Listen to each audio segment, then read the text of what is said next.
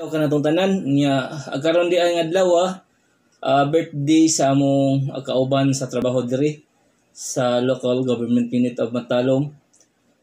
Happy birthday ni Mamayang Pamugas. Ako manghinaot nga magmalipayon kasi mong birthday ma'am niya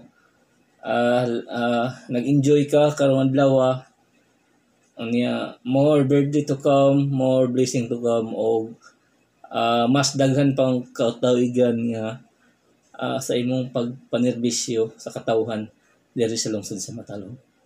Once again, happy birthday sa among kauban nga nagtrabaho diri sa LGU Matalom, si Mamayang or Lydia Pamugas nga hatagan pa kag more birthday nga pag-celebrate og always beautiful. Once again, happy birthday o God bless kanimo.